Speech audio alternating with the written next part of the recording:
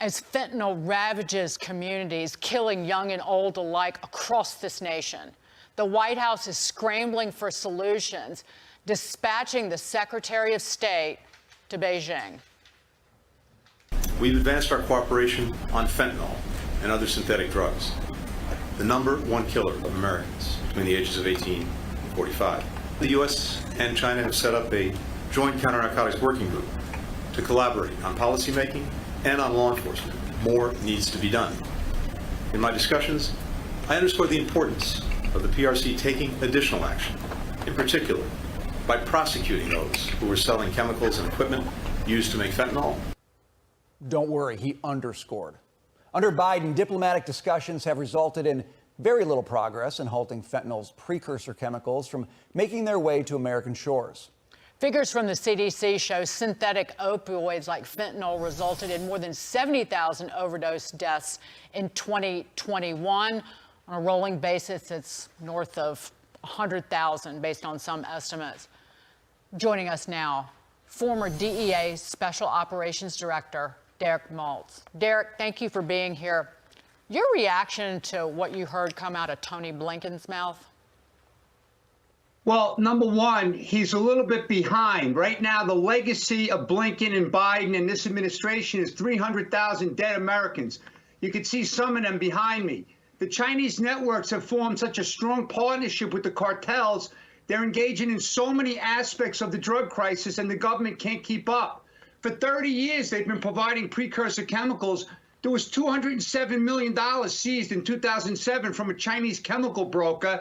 They then started a new phase of a chemical attack 15 years ago, dropping K2 spice, then fentanyl. They're providing the money laundering services for the cartel. They're buying farms. They're buying real estate. And our American citizens are dying at record levels. They're destabilizing America under the disguise of drug trafficking. So this administration has been asleep with this particular issue. Right. So Derek, Blinken talks about things like collaboration, like he's dealing with a good faith partner, somebody who wants to work with him. Does the administration actually believe that? Or is that just the line they feed America to try to sort of make it look like they care about this issue? Brian, great question. I mean, right now we're in a very important election year, right? So maybe they should read that the House China Select Committee, where they have the Chinese Communist Party directly subsidizing the manufacturing and export of all these illicit fentanyl materials and synthetic drugs to this country by giving tax rebates. It's insanity. They also own a lot of these companies. They're basically giving grants and awards to companies for doing this. They're rewarding the death of Americans. It's real simple. And by the way, they're not prosecuting the fentanyl and the precursor manufacturers because they're exporting it out of China into America. America is the biggest adversary. This is unrestricted warfare. There's no other way to look at it. And Americans need to wake up and connect the dots because this is a really bad threat.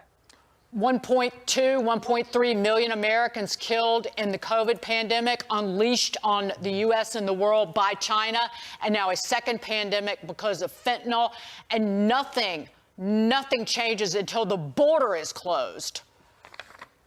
Right. So can I make a really important point, which I have a problem with as an American citizen? Chris Wray, the FBI director, has been warning us for the last several months that China is the #1 national security threat.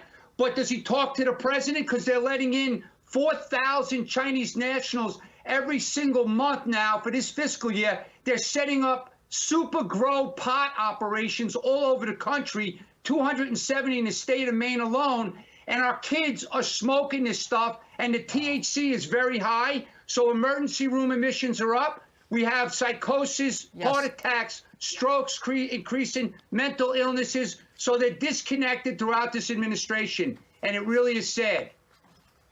And they're doing nothing about it. Derek, thank you so much for being here. Please come back Thank you. and stay on it. Thank you. And thank you for your passion Thank you. so much. Derek Maltz.